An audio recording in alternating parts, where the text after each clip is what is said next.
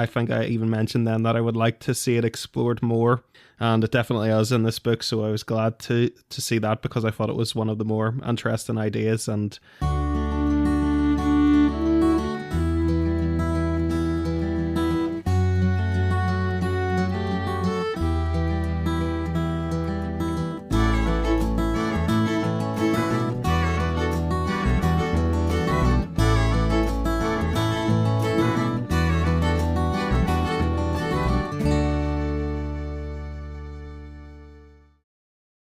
Hello and welcome to episode 42 of the Audiobook Club podcast. I'm Stephen, your host for this time around, along with my friends. Say hello, everybody. hello. Yes, hello everybody. Good man. Right, today we're going to be talking about Morning Star, the final book in the original Red Rising trilogy. Finally, we got here. I've been threatening to do this series for like the whole time we've been doing the podcast, so it's good. All right. So first of all, I want to give a quick recap of the where we were at the last book.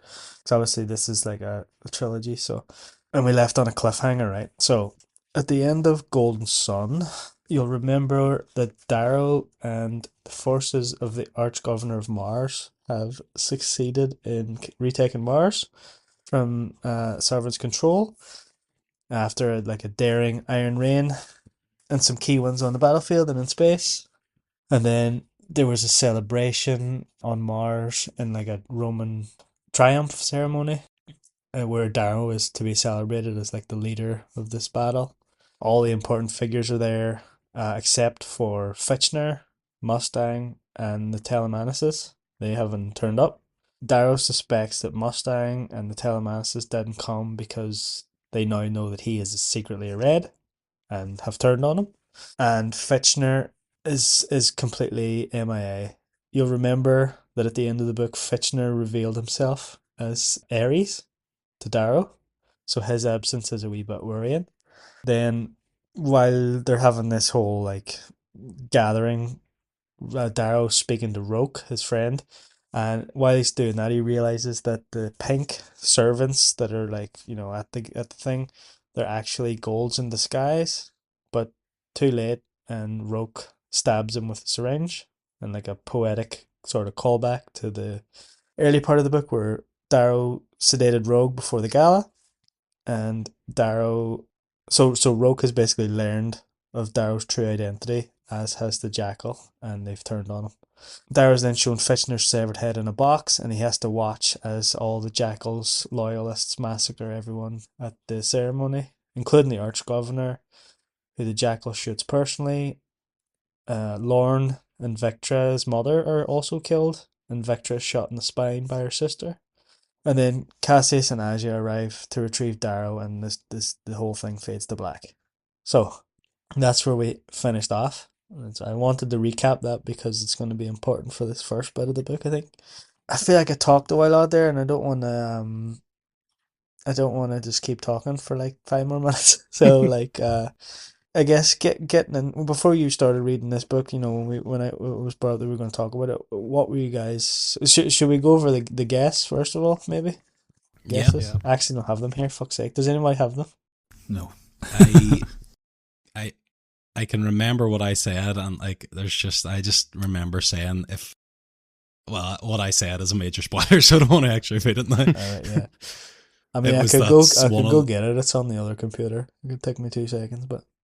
Well, I mean, you'll have to say it anyway, so I guess it's just major spoiler here, but I basically said if the Cassius will end up back with Darrow at some stage, and I said if that was right, you have to just give me the point. So I remember you saying that, but I think Michael then said something that sort of I think I said equally good. It out. I think I said like the Jackal will be working his way up the system, and there was something else I got right as well. Yeah. I can't remember my full guess though. Do you want me to go grab? I'll just go look at it quick. It'll take me like 2 seconds. Go for it. Right. Yeah. A few moments later. Yeah, so the guesses were, so Jonathan said that Mustang would feel indebted to Darrow and try and save him from her brother. Roke will feel bad and do something heroic to save Darrow.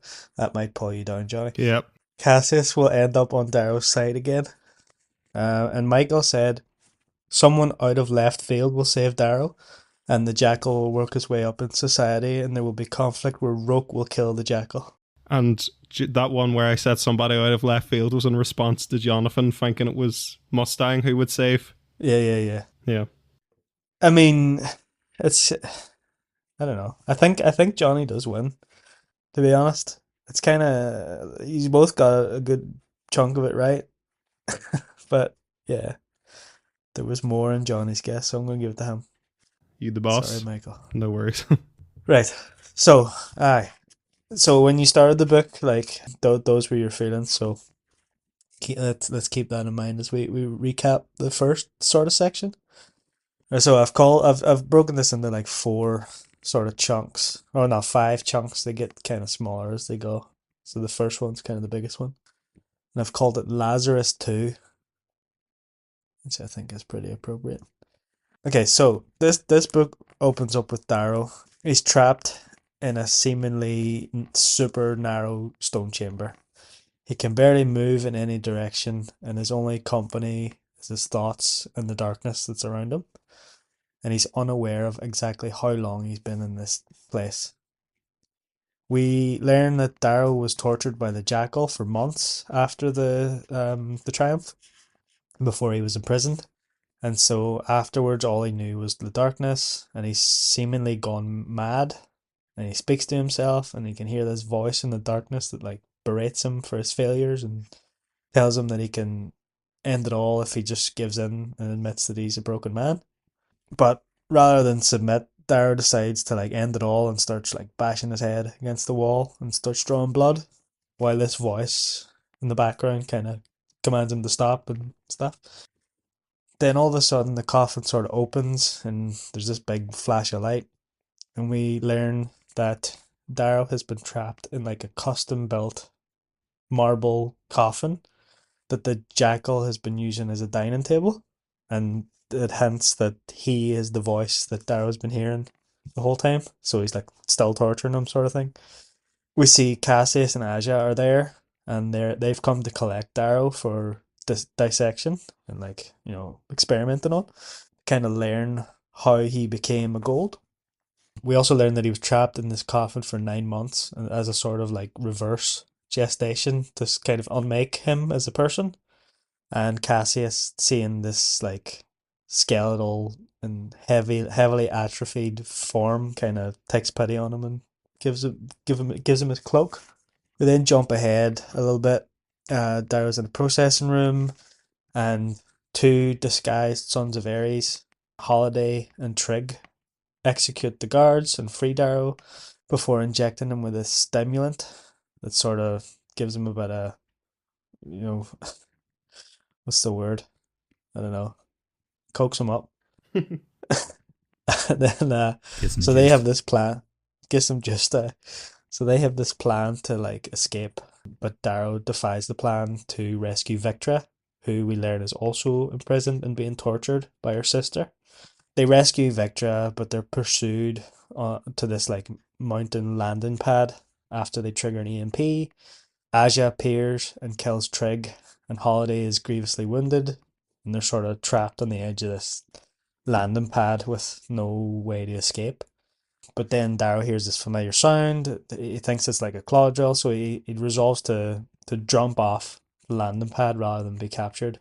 And he drags the bodies of Victra and Holiday with him. And of course, yeah, the Howlers like burst out of the earth in claw drills, and they're kind of rescued by Severo and Ragnar on grav boots, and they flee into the tunnels of Mars under heavy fire. And then it kind of jumps forward again a little bit. So they're then brought to this like hidden city of Ares called Tinos, where Darrow is reunited with his family and kind of learns what has happened since since the triumph. We learn that Severo released the footage of Darrow's carving to the masses because the Golds had like fake executed him as a with a body double as a Gold to like keep the fact that a Red beat them from the populace. And so the Sons of Ares are now in open war with the Society, and Also, like there's a lot of uprising from the low colors, a lot of dissent and stuff. The Rim are also at war with the Society. The Rim are like on the fringes of the galaxy that have like they inhabit the sort of moons around Jupiter and Saturn, and they've turned on the Society because their leader was killed at the Triumph, but they're still hostile to the Suns, and they'll sort of come up again later on. And so Darrow, after overcoming some self doubt, decides that he has to, put together a plan here. So the first step is to rebuild himself. So he sends for Mickey Carver to rebuild him and Victra, and they do that off screen, and him and Victra sort of join the Suns and eventually the Howlers after they prove themselves worthy. So that's a lot of talking again. That's the kind of the first chunk that I have there. So yeah, I guess open to the floor. Who wants to talk about it first? For me, I thought it was really good. Like when I first read this, coming out of that Golden Sun ending into this opening, I thought it was perfect. Like back to back, it was just so satisfying for me. I agree with Stephen. Like I think it's like this. It follows on quite well from the end of the second book. I think especially like that we didn't have much of a gap between it feels like quite close together since we last read them. It's like that sort of almost just straight carry on rather than like a massive time jump, I thought it was quite good. It was very dark, it's obviously quite a lot of torture or implied torture, and I do like how it sort of sets the scene, although I would say I felt the sort of section after he had been rescued and the sort of him training back up and like becoming part of the Howlers maybe just went on a wee bit too long, but overall a strong start. But that would be my flaw I found with it. I think there's a lot of world building that's kind of necessary in that after bit, but I do agree it does go on a bit. Yeah, just but I remember when you first read this and you were texting me about the table and everything. Aye, fair. It was a while back. It was pretty fucked up. So Johnny, what do you think then? You were going to go as well. Yeah, I agree with what you said. It didn't really feel like there was any break. It just this picked up exactly where it left off, even though there was like this 9-month hiatus or whatever that Darrow was being tortured for. Yeah, it just felt like there was just like no lapse in action or whatever. I don't know. I like the way it started because you kind of like I was afraid that Darrow was going to be there and then get rescued straight away. I'm glad that there's this kind of period of torture and his muscles have all like atrophied and things like that. So he's actually become a lot weaker. I liked how it started with him basically at rock bottom or whatever. And the actual rescue itself, like Michael's guess was people from out of left field. So it was these two new characters. I don't think we come across them before, Holiday and Trig. And for like what was maybe 2 or 3 chapters, kind of really enjoyed the brother and sister rescue team coming in, and then one of them getting killed, and it's like I never cared so much about a character over so small of like a time of chapters. Yeah, just sad whenever Trig died. But yeah, I mean, Holiday goes on throughout the book as well as a good character, so yeah, it was good introductions of a new character there. The actual rescue itself too, the way, Darrow wanted to rescue Victra and stuff and took that big risk. And there's that other guy that they run into doing that. Oh yeah, Vexus, yeah. Yeah, so it's another kind of person that's from the previous book. Yeah, the Howlers rescuing them, coming up with a Caladriel, I thought that was pretty cool. It's this kind of it kind of links in now of what's been going on since Darrow's been away, and that's the Sons of Ares and all the Reds are kind of involved now, like Darrow's family and stuff like that, and they're doing all a like lot more hiding guerrilla on Mars. Tactics. Yeah, exactly. Yeah. So yeah, I thought that was pretty cool, and yeah, like the whole thing then with Darrow rebuilding all, I suppose you have to have that like downtime and whatever, and then joining the Howlers. I thought it was good because it sets up this conflict between him and what do you call him, Severo, going forward, because it's kind of like Darrow's joined the Howlers, so Severo's kind of in charge, and Severo's also taken on the role of Ares. But you still know that Darrow's, he's getting stronger, and he's going to be like, right, well, it's my turn to go back to the top again. And you're like, how is that going to unfold? So I think that's just setting all that up. So yeah, I really enjoyed the opening. I thought it was very strong. Yeah, like I think a lot of that sort of downtime it was necessary because there's a lot of world building in there. There's a lot of like character development from it, like everybody, like Severo, Ragnar, Dancer, Darrow's family. It's setting in holiday, setting up like little different pieces there, which you like to see. There's stuff with Ragnar, being a shield rather than a sword. There's a lot of stuff about Severo dealing with, his father's legacy. There's Dancer stuff, there's a bunch of stuff in there that I think is necessary for different bits in the plot that's going to come up later, right? Yeah. But I do think it was a bit slow. To touch on Trig, I agree with you. Like he's only in it for a couple of chapters, but his like death sort of resonates throughout the rest of the series. In fact, because there's a couple more books after this one, which like there's a time jump and everything. It's sort of like a follow on story. But his like Trig's husband is one of the main characters, and that's like he's dealing with that sort of thing. So it's really interesting. I thought Was it Aja? Was that who killed him again? Aja killed him. Yeah, Fucking Yeah, so like Azure. that's another one too. Like Aja just seems to kill all the likable characters like Quan and stuff. So yeah, it's just another reason to hate Aja. yeah, she's the big bad muscle for sure. But yeah, cool. Michael, what about you? Yeah, so like as you said, the ending of the second book was really shocking, and it was just really shocking, yeah. And to follow that up, there was a worry like, how do you continue that momentum, or if you do continue that momentum, does the story just kind of gas out? But I think the way it was done was really well. The with Darrow being put down to such a low place where he's stripped of all his muscle and his autonomy and kind of isolated from everybody. It was really good to see him in that position to be so powerless, because it gave the book like a satisfying arc within its own containment, I think. And like Jonathan was alluding to, like it was good to see consequences of the last book, that he did pay so hardly, and he was like tortured and things for 9 months, because I think if he had have been just rescued right away without any consequences, it would have cheapened that ending in number 2. So I'm glad the consequences were so severe to really make that land. And I think it was a good way to drive up the hatred of the Jackal and have some interactions with him early in the story. And I really enjoyed his interactions with Cassius, which I think that was probably my favourite relationship within this book. You could feel very quickly that it's quite complicated. So the story obviously plays with that relationship being so clutch later in the book, and I think the foundations of it feeling like you don't really know where they stand, it could be either or, is kind of laying within this part. I enjoyed seeing like Victra going through the same, because I think it was one of my minor complaints of the last book that I thought her character was a bit shallow, because I thought a lot of her character was based on just kind of being in love with Darrow.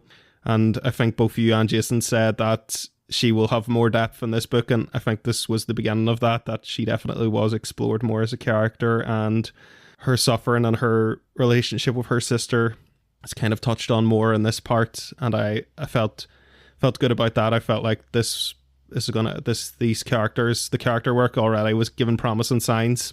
Yeah. And yeah, I just thought it was a strong start. I thought the action really kicks in a lot, especially with Severo and Ragnar coming to save Darrow. And I do agree that parts of it after were slow, but I think you make a good point, Stephen, that a lot of that was like to foreshadow and to set up payoffs for later in the book. I'm always happy to endure a slow burn of it as like with intention, and I think everything in this beginning is laid carefully with intention. So yeah, I thought it was a very, very solid beginning to the book.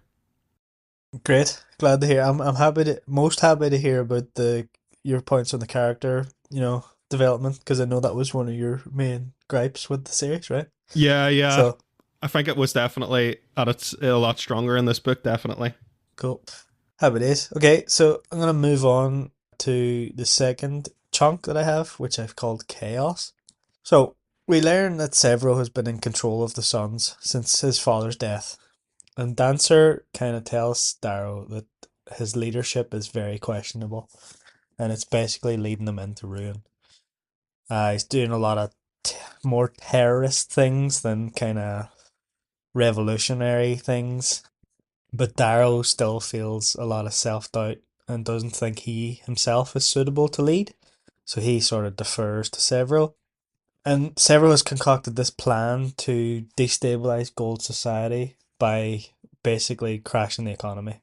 And his plan to do so is that they will kidnap Quicksilver, who's like he was mentioned a bunch in the second book, but he's kind of like this silver money man who's like, he's really powerful and he's got a lot of investments in places. So if they can kidnap him, then they can like get him to manipulate things to mess it all up basically. And also Severo secretly plans to like lay some bombs on this moon that they're going to go to called Phobos. And Phobos is like an industrial heart for Mars. So if they can do some damage there, then it should cripple the kind of gold war machine on Mars. But he doesn't tell Darrow that because Darrow wouldn't kind of go along with it, sort of thing. So anyway, they travel to Phobos. The Howlers travel to Phobos undercover, and they they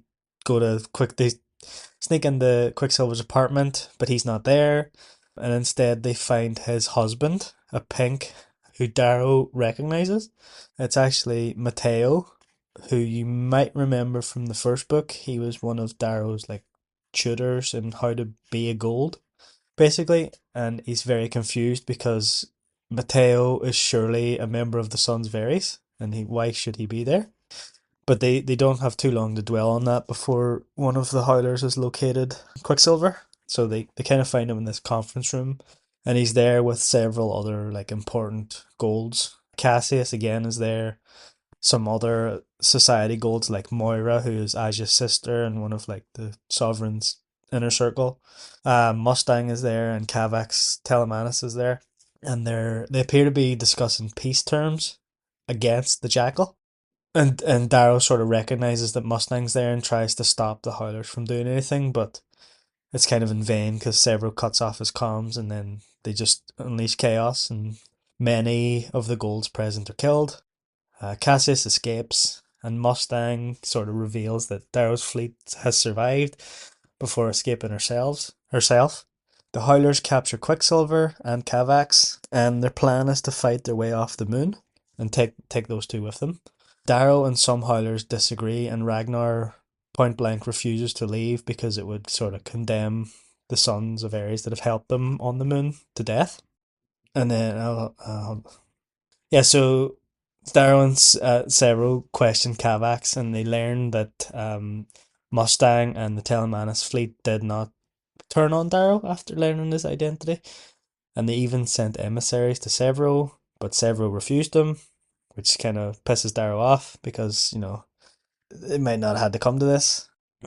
And then they sort of question Quicksilver after that, and he reveals that he was the original Son of Ares and that he was the man that's bankrolling Fitchner's plans and a lot of the Sons of Ares efforts.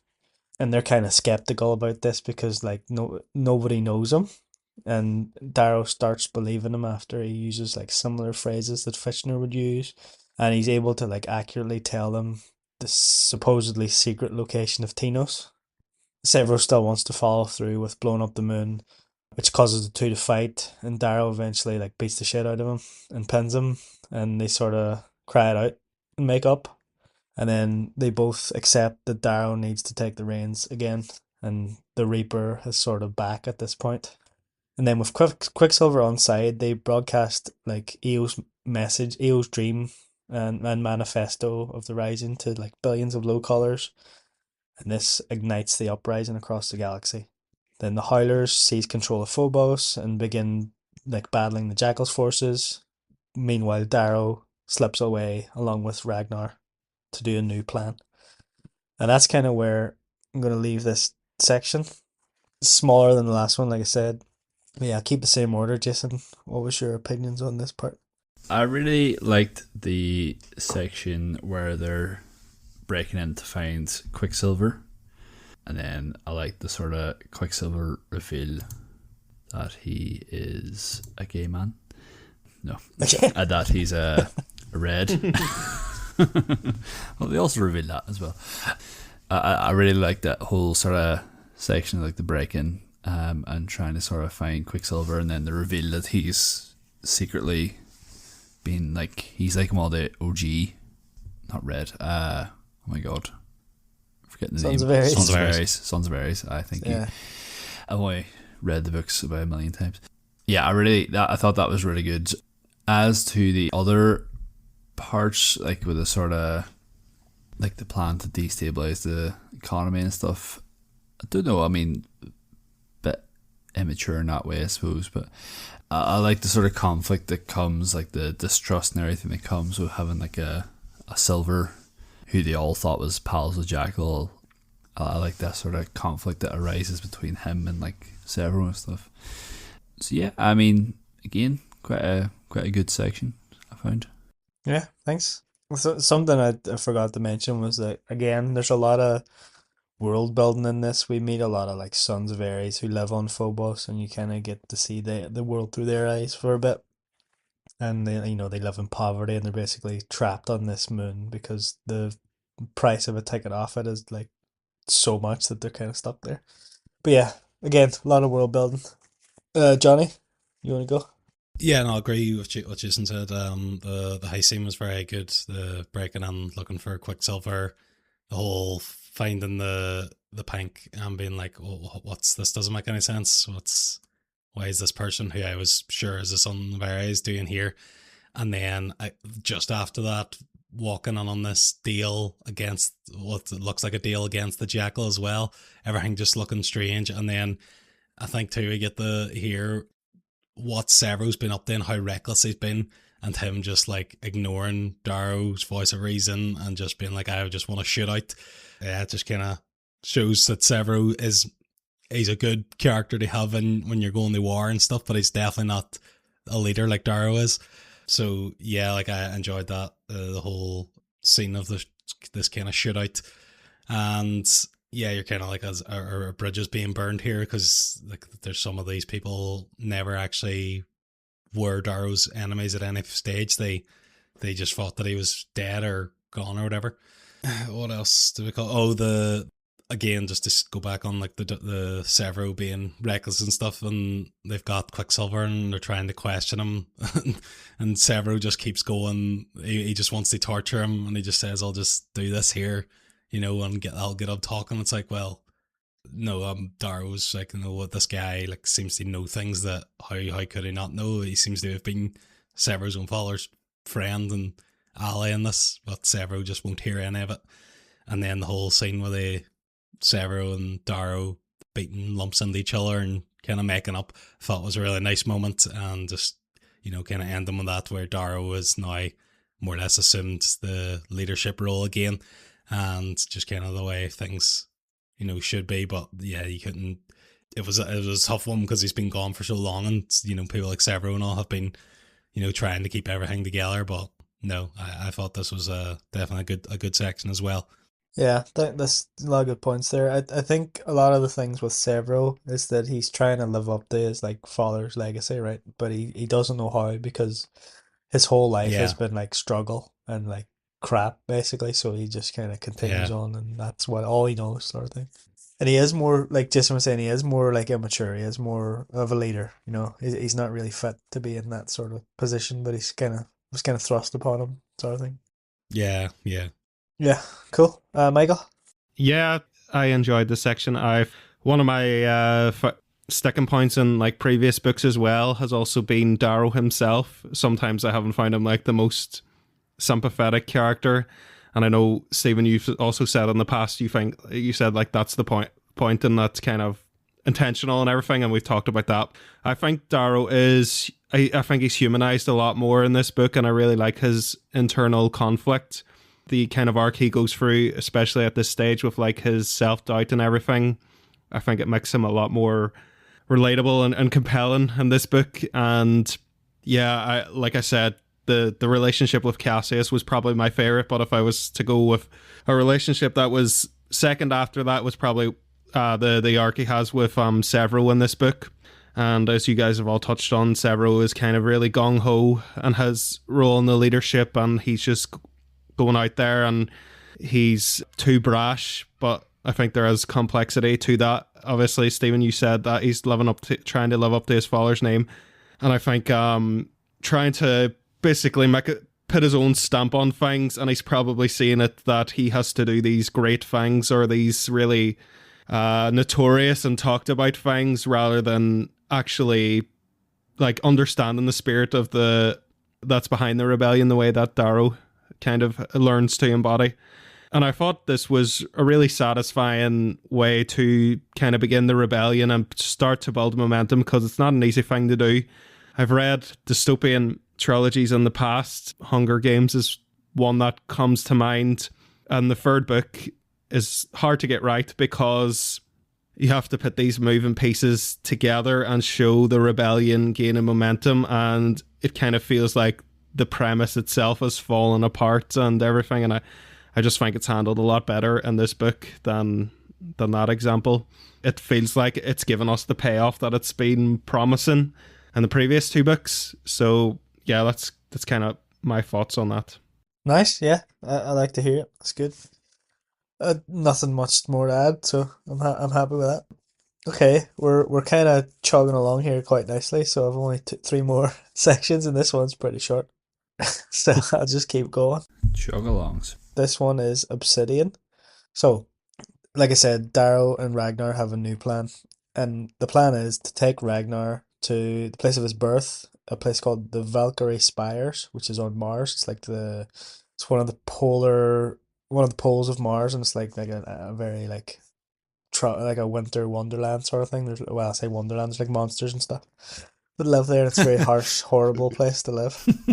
So their plan is to like take him to convince his mother, who is an Obsidian warlord, to join the Rising and kind of show the Obsidians the lies, basically, that the golds aren't gods and so on. Because they I don't know, I can't actually remember how much it's been talked about in the previous books, but the Obsidians like revolted hundreds of years ago, and since that they've kind of been all technology stripped away from them, and they've been led to believe that the golds are gods, essentially, and they must revere them and so on. So they're going to go and show them that that's all a lie, and hopefully that they will then join them. And with Obsidian on side, they should be able to rival gold, because the Obsidians are built to be like tanks, basically. They're going to just, you've seen Ragnar in action, he can demolish everybody. Like, so an army of Ragnars can't be a bad thing, right? So as they're about to get going, Mustang sort of reveals herself and kind of joins Darrow, and the other members of the party are a bit skeptical at her joining because she's not really trusted so much at this point by them. But anyway, she joins along with Darrow, Ragnar, and Holiday as they take one of Quicksilver's ships to kind of travel down to Mars. But Cassius, forever being able to like gauge what Darrow's plan is going to be, manages to tail him. So him and Aja and some of their men in like a disguised ship follow alongside, and there's like a quick dogfight above Mars before their ship is kind of blasted out of the sky. Ragnar, being the absolute legend that he is, manages to shoot a missile out of the cargo bay from like a shoulder launcher, and he takes out the ship carrying Cassius as well. So both ships kind of crash land onto this really hostile polar ice place on Mars, and they sort of separately have to fight off groups of cannibals and like these biologically engineered predators that live there under the ice and stuff. And it's all pretty grim. And they eventually come head to head, the two groups. So Darrow and Ragnar battle Cassius and Aja, while Mustang and Holiday kind of try and spring an ambush. And then, for me, one of the saddest parts of the series, Ragnar is mortally wounded by Aja, and Mustang shoots Cassius through the throat with an arrow. Aja's gonna then kill the rest of them before she notices like a group of Obsidians coming in on griffins. These big flying massive birds, flying towards her. She flees. The leader of this group is revealed to be Sephi, who is Ragnar's younger sister. but his wounds are too great, and he sort of asks Darrow to give him a merciful death. And he doesn't even want a warrior's death because he has learned that it's all kind of, there's no such thing as a good death sort of thing, which is, for me, a really satisfying end to his arc in a way, even though it's kind of sad. So then Seffi's group takes him to the Valkyrie Spires, and their mother, Alia, sort of rejects the group, and she intends to kind of, sell them back to the gold sort of thing, to, do her job basically. She appears to know the lie that the golds aren't gods and so on, but she keeps it secret from everybody. She seems to be complicit in the whole thing. Sephi, however, does not know. But she and her Valkyrie are sort of tasked with taking Darrow and Holiday and Mustang to Asgard, which is like a gold outpost where some golds pretend to be like, Odin and Thor and whatever. So they, on the way there, Darrow kind of succeeds in getting Sephi on side, and they manage to kill the golds of Asgard and take their weapons and return to Alia, where Sephi kills her mother because she's sort of annoyed that this lie has been kept from other people, and Sephi kind of takes over that clan, and then all the other Obsidian clans start uniting under her banner sort of thing. And then they sort of coordinate with the Sons of Ares to like migrate the Obsidians off Mars and to kind of join the war effort. So the plan in a roundabout way worked, right? And now they're kind of growing a big fleet now, which is good to see. So that's this section, the smaller one. It was kind of long in the book, but I cut it down quite a bit. So yeah, Jason, give us your thoughts. Well, big thing for me is R.I.P. Ragnar. You sort of touched on it a wee bit, like he didn't want a warrior's death, and I think that was sort of because he seemed to think of himself as more of a protector at the time of his death, which was, as you said, quite a beautiful end to his arc. I find in this sort of third section, I thought the first sort of portion, like up until Ragnar's death, was really quite strong. I really quite liked it.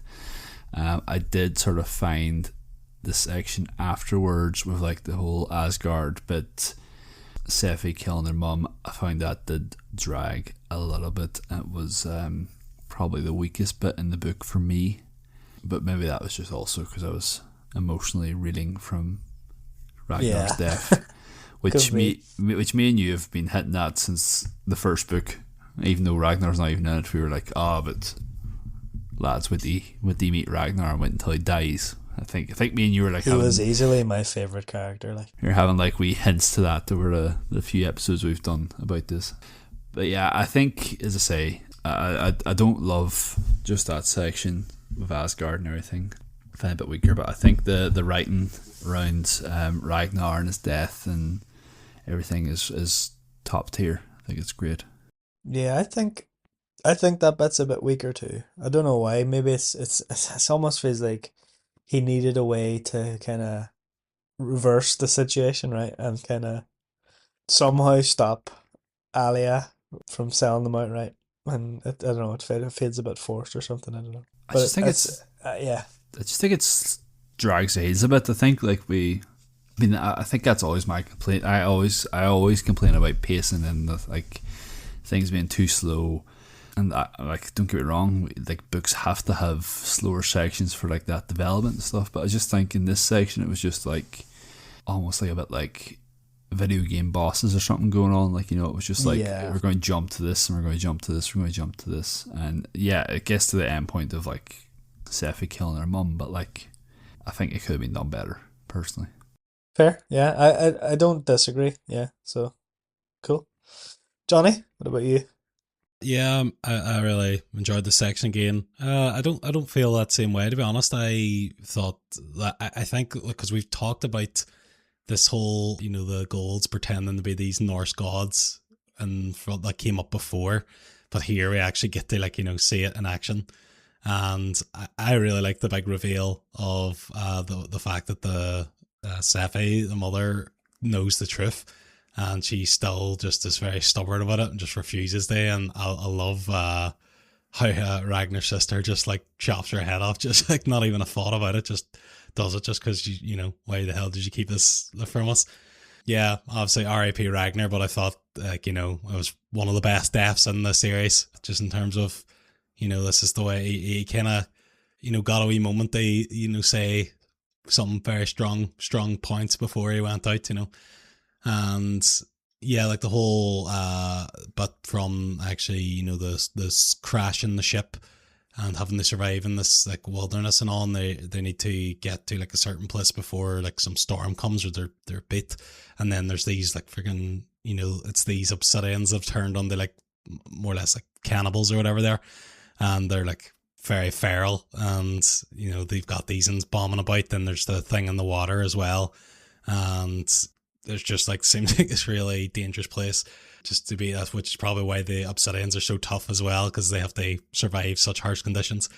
But no, I thought the whole section was really good, and yeah, the introduction. Although we lose Ragnar, we do get somebody that's maybe not as intimidating a presence, because I think Ragnar's the biggest obsidian, but she's got this army behind her and stuff as well. So yeah, we're you know taking Ragnar out and we're bringing in an army of obsidians. So it's all, although it's a big loss to lose Ragnar, it's we've definitely gained something here.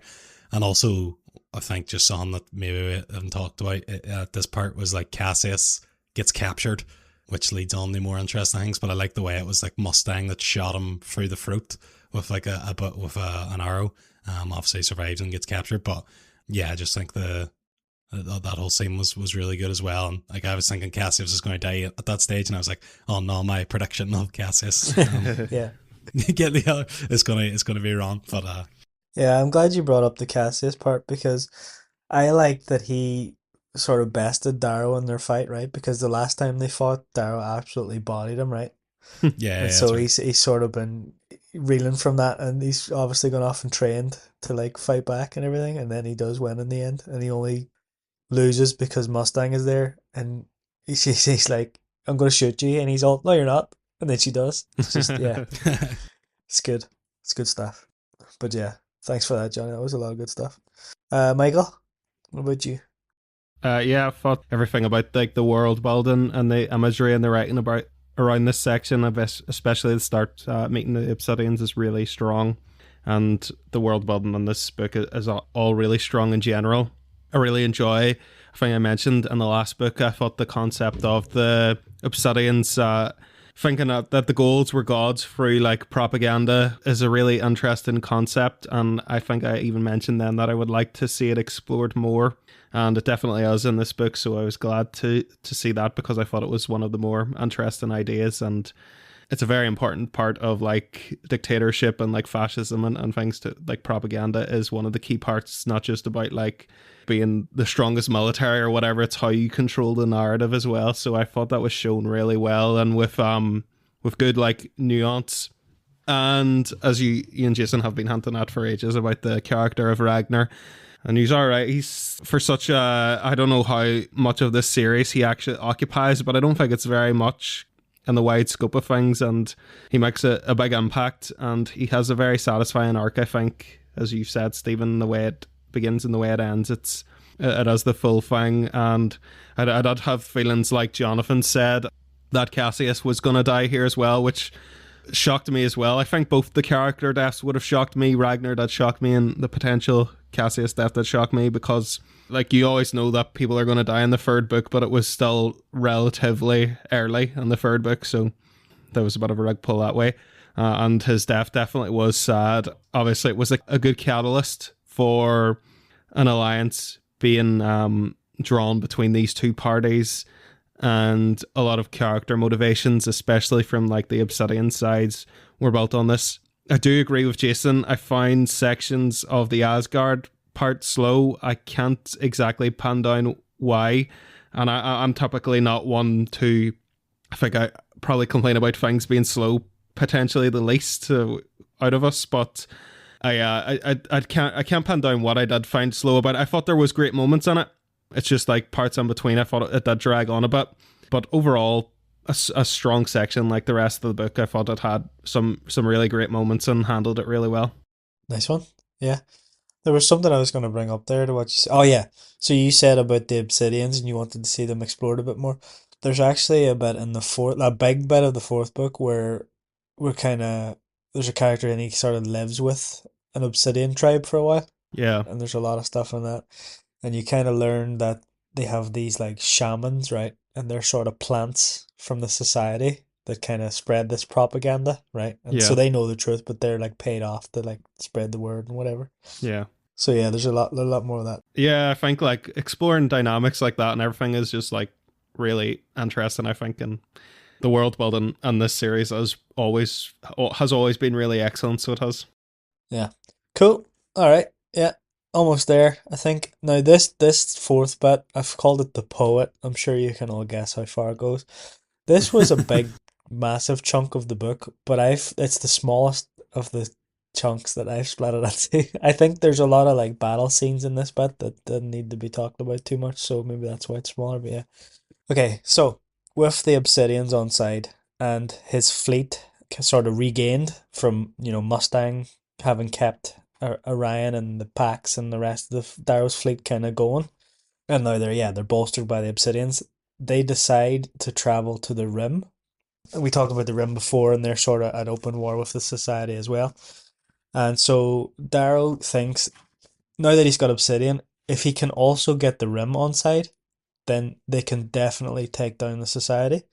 But conversely, if the Rim decide to rejoin the Society, they might be screwed, right? So his plan is to go there first and see if he can convince Romulus Aura, who's their leader, to kind of join with him to take down the Society. And his plan is that they will then have independence that they always want, and also Darrow tells him that he'll give the location of the Sons of Ares cells in the Rim, which is kind of a big blow, but it's also kind of like it's one of those things where the needs of the few outweigh the needs of the many, sort of thing, right? Where he's willing to sacrifice the million men or whatever in the Rim for the rest of the galaxy, kind of thing. So it's a bit bittersweet there, but sort of needs to be done in his mind.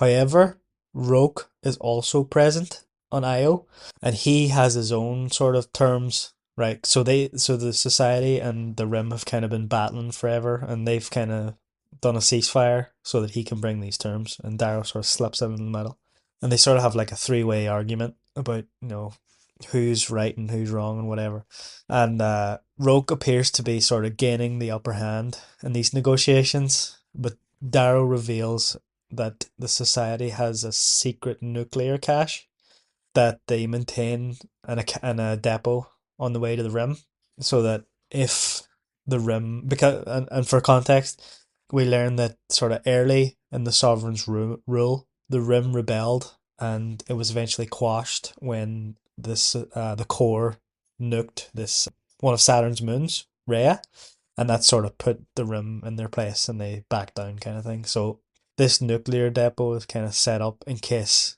the core has to repeat that, which is kind of like a horrible thing to tell somebody that lives in the Rim, right?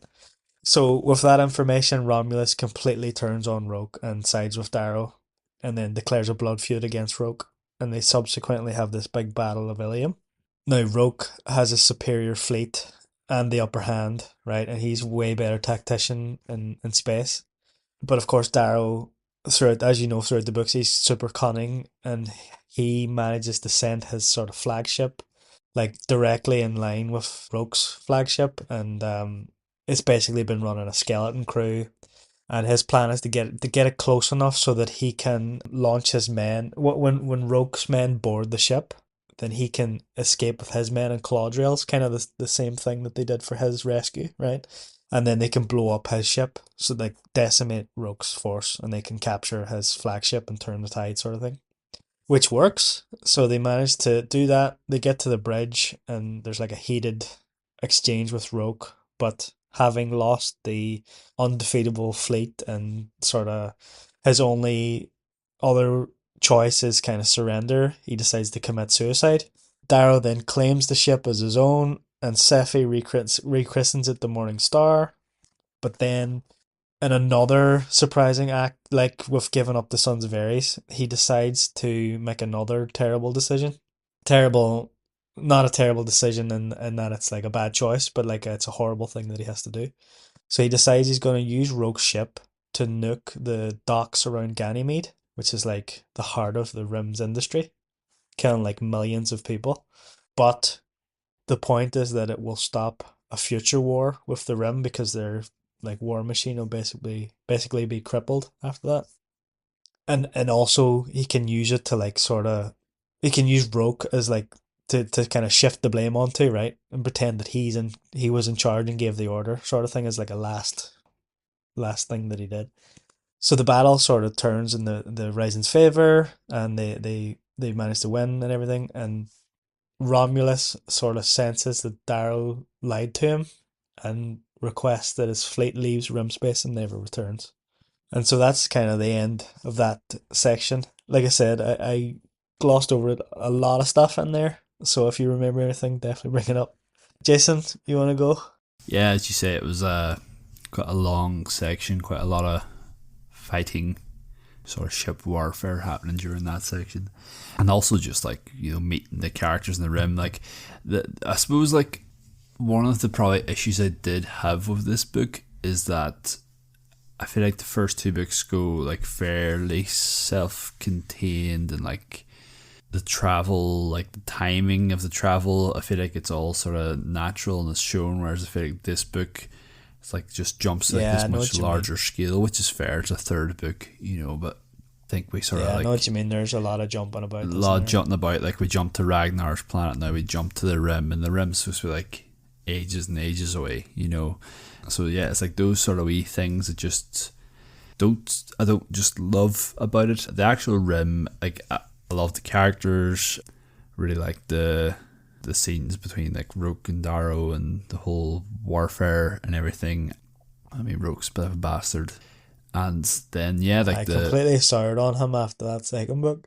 Yeah, well, I mean, fair, but also, I mean, I suppose to give Roke his side, like he was also just like drugged by this guy. Like he would be a bit shifty on someone after that. Well, there's that, and then so not to get too much into it, but I feel like Roke sort of has a whole character shift. It's kind of weird because like he's at first this kind of gentle guy, and there's no real like xenophobia to him, right? And then Darrow kind of messes him about a bunch in the second book, right? Like he does. He drugs him. He doesn't tell him things. He, you know, keeps things from him and lies to him and all sorts.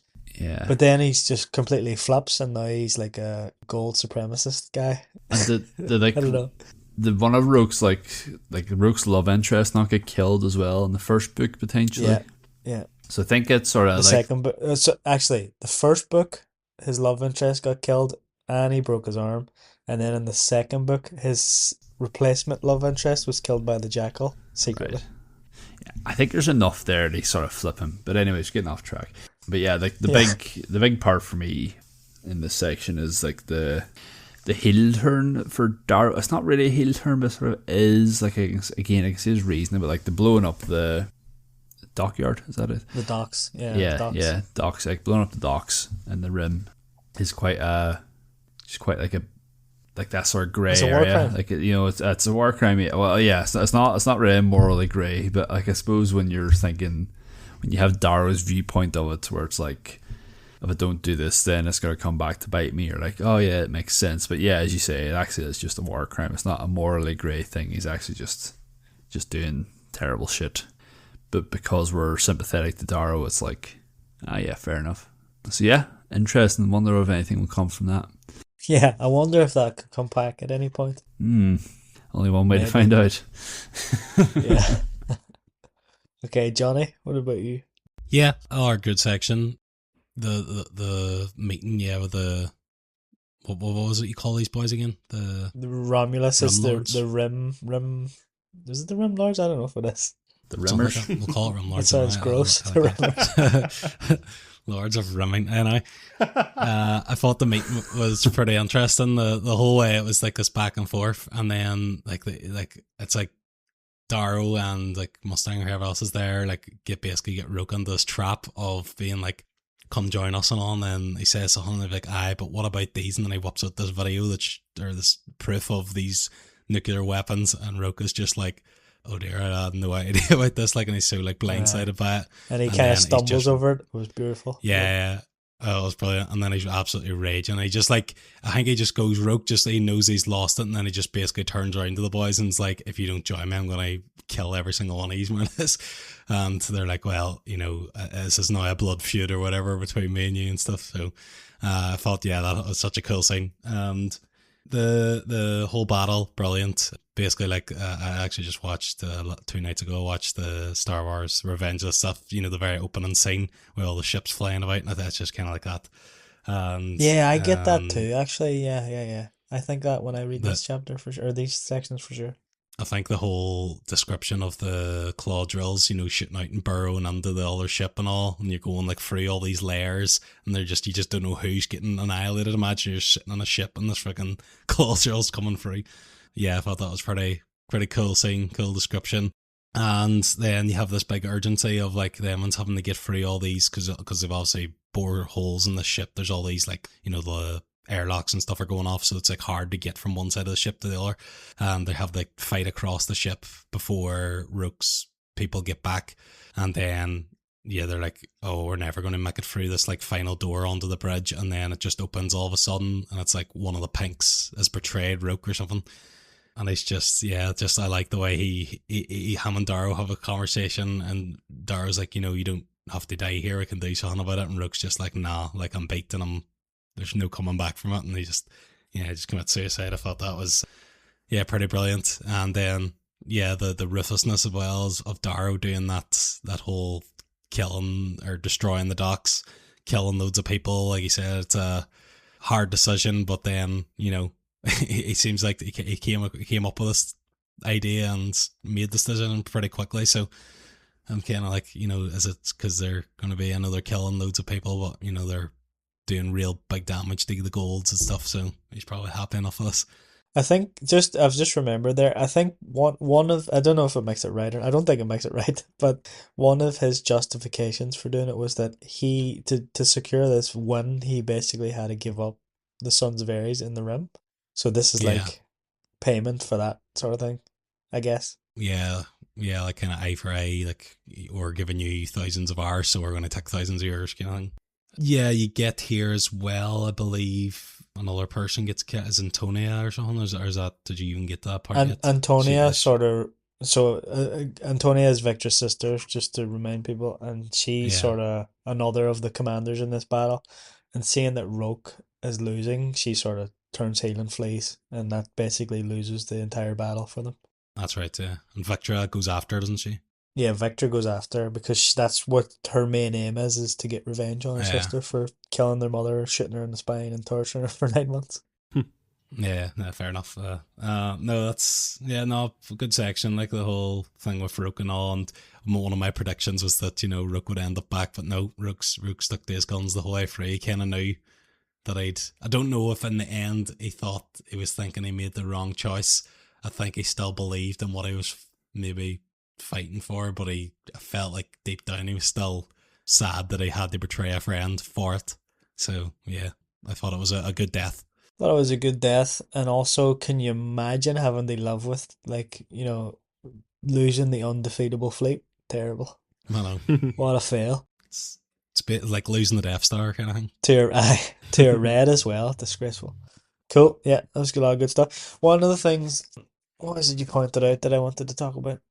Oh yeah, you said about how like Roke sort of just turns at one point during the discussion, and like, you know, he's kind of trying to get them on side again, and then eventually realizes he's lost and just kind of turns and says, "I'm going to kill you all." Yeah. I remembered, and it's kind of like goes back to what I was saying with Jason about, like, you know, in the early books he was kind of gentle, and he's kind of completely changed here. But I've just remembered from what you said, Darrow mentions that he always wondered why Roke was chosen for House Mars, you know, the Rage House, and we sort of see it a lot here, you know, coming out, which I Yeah. think is quite good. And just one other thing I wanted to bring up that I forgot is that I really like how different the rim golds are to like the core golds. You know, there's a clear difference there. They still have servants and whatever, and they still think they're better than everybody, but they're more fair in a way. I don't know. Anyway, Michael, what about you?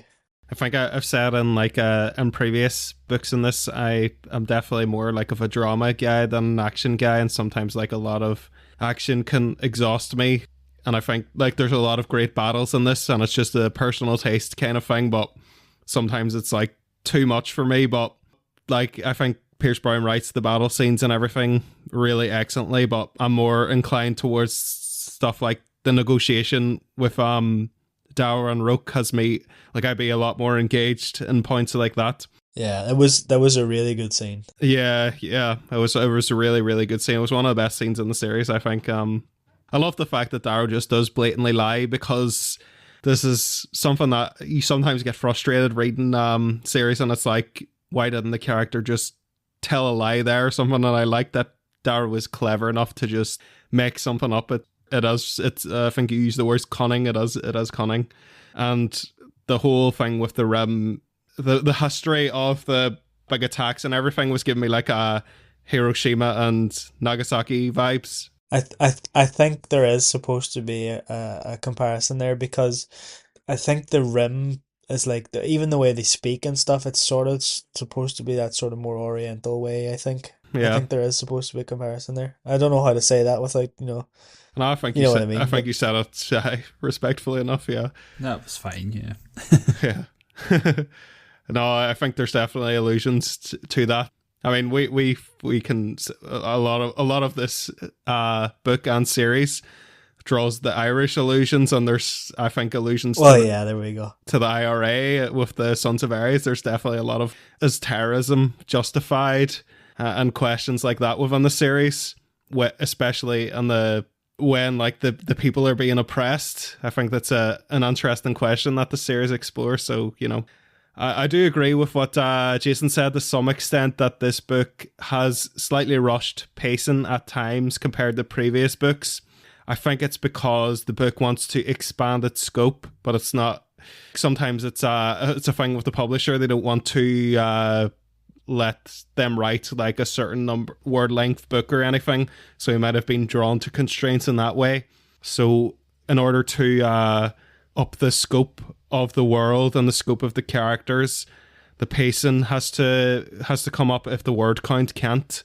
So that could be why, but I do agree that there's points where it does feel rushed. But I really like the point Stephen, you made about like the gold supremacy of Roke, and I think you said you found it surprising. I actually liked it, and I think it kind of felt powerful to me, because it kind of illustrates how somebody who seems completely reasonable and unassuming, and somebody who seems empathetic, can be like indoctrinated into this way of thinking. It makes that kind of veil feel more powerful, and it's like it's an uncomfortable thought to have, but there was probably Nazis who were great members of their community and like great family men, and who loved their dogs and stuff, and believed this horrible thing, so. And I thought it made him not a likable character, but a compelling character, that he was so anchored to his convictions right to the end. And I thought his character was quite satisfying on the overall story. So, yeah. Yeah, I suppose now that I'm thinking about it a bit more, it's kind of like when he's more gentle and everything, we're seeing him through the eyes of gold, right? Where Yeah, he's kind of like with exactly. his peers and Yeah, everything, and definitely. he's kind of like a nice guy, and he's almost like benevolent towards the lower people, right? Yeah, And then now that he's at odds with an old friend, he's kind of showing his true self. 100%. Yeah. 100%. That's all I had to say, I think. Cool. No, there's a lot of good points there from everybody, right? Yeah. Okay, here we go. The last bit, which I've titled Victory. Okay, so they've defeated the Society forces in the Rim. The Rim have now kind of gone into their own like isolation. They're going to stay away. They kind of forced to stay away because their war machine's crippled, right? So Darrow's fleet, the Red Armada, is kind of traveling back to Mars, or so he tells everybody. They're going back to Mars.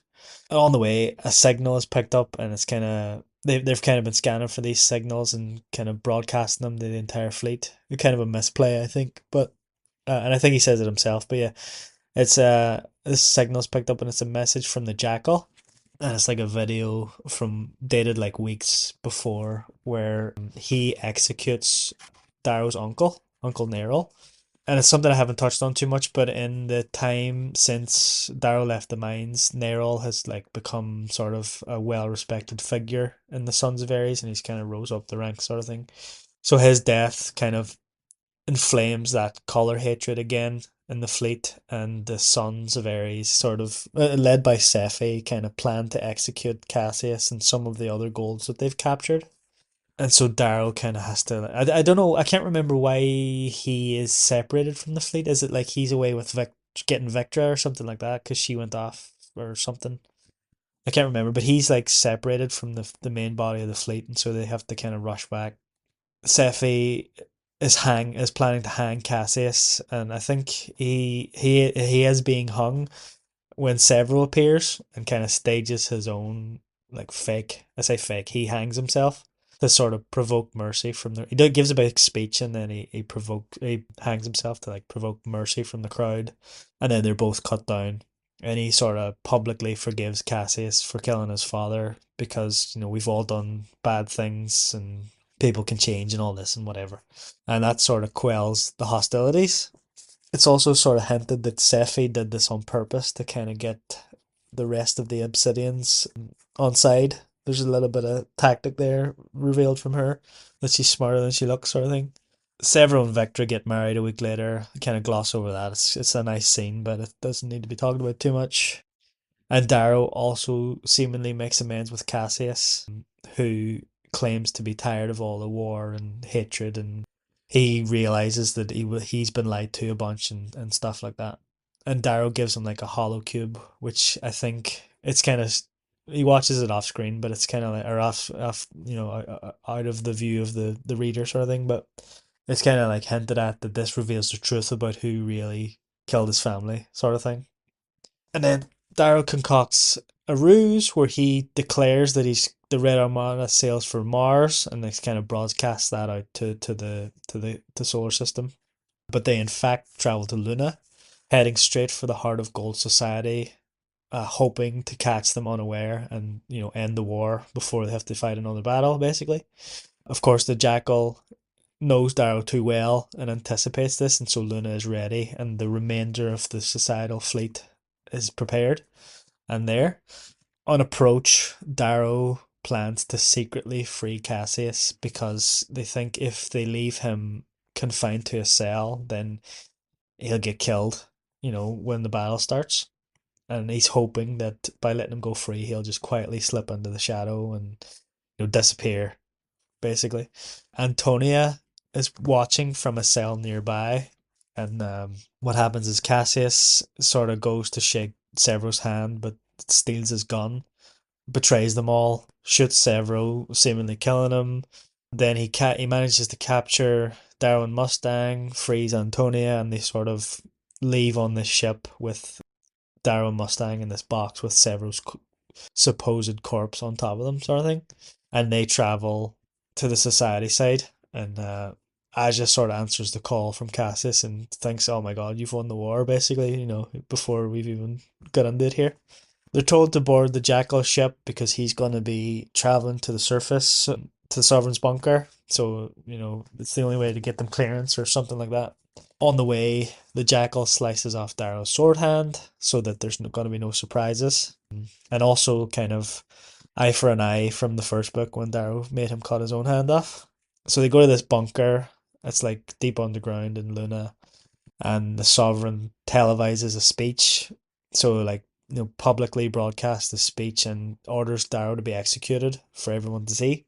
And whilst he's doing this, Cassius sort of reveals his deception and kills the guards in the room before freeing Darrow and Mustang. And then the trio sort of battle Aja and two other Olympic Knights before Darrow administers that same stimulant that he received from Holiday and Trig into Severo. And Severo's revealed to be alive, and the whole thing was a ruse. His gun was filled with blank cartridges and whatever, and he drugged himself ahead of the confrontation with Cassius. So Darrow kills the Sovereign, and the group manages then to kill Aja.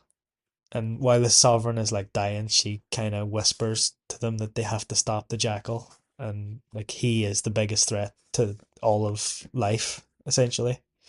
I think at this point the like televised part is like cut, or something. I can't quite remember. It is stopped at some point, but the jackal sort of reveals that he has leverage against the sovereign, and he was kind of plotting to get himself instilled as the ruler of the society. And he's basically planted like hundreds of nuclear bombs across the surface of Luna, and he commands Lilith to start detonating them. And he says he's going to continue doing it until Darrow commits suicide. So Darrow rips out the jackal's greatest weapon, of course, his tongue, which stops him from giving orders to Lilith over the comm thingy. And then, on Lysander's urging, you'll remember Lysander. He's the grandson of the sovereign and the heir to the society throne. He sort of convinces him to contact the Ash Lord and convince him to destroy the jackal's flagship, and thereby Lilith, thus stopping the bombs from being detonated. So they do that. The Ash Lord retreats with the remainder of the society forces to Mercury. So the battle's kind of over. The war's basically won at this point. Mustang is declared sovereign, and she begins like dismantling the color hierarchy and prosecuting Golds for their crimes. Sephi departs to free more Obsidians. Darrow gets his hand back, he's reattached, and he decides to start building a better world instead of like fighting wars over and over. Which, spoiler, it doesn't go the way he wants, but anyway. Cassius then reconciles with the group, and he decides to leave with Lysander to protect him, because if he stays, then he's going to be like a target for the rest of his life. So he takes him away to raise him in secret and keep him away from war, basically. And then the final scene is Darrow and Mustang on Earth, and they've taken like a small trip after all the madness. And Mustang reveals a golden-haired baby boy who is their son, who she's named Pax, and she has like kept him a secret this whole time to like protect him, the child, and also to kind of make sure Darrow didn't get distracted from doing what he needed to do, kind of thing. And so there's kind of a nice little ending where they have a child and everything, and it's all wrapped up nicely. So yeah, that's the end. Jason, what did you think about the end? Quite a lot happened there. I feel like this book definitely has the, what was it Michael called it before, the Sanderlanche, I think. Like the whole just everything happens at once, all at the very end. Although in this book it's like over like a 4 hour period, if not longer. Yeah, I kind of crammed it all in there for sure. Yeah, I think overall satisfying ending to the trilogy. I did like, obviously they got the revenge and Jackal, satisfying. I did like the reveal of Darrow Mustang's secret child, and that would sort of explain why she was gone for such a period during the books, and the sort of secrecy behind that. I did like it, but yeah, like a bit of a messy, cram everything all at once sort of last couple hours to this book. But like, I mean, still good, lots of action. I think I do. I know Michael is sort of saying like he prefers the quieter moments in books, and the action can get a bit much. But I do quite like well written action in books myself, and I think this series does that brilliantly. I can't really fault the action between the space battles or like the 1-to-1 hand combat.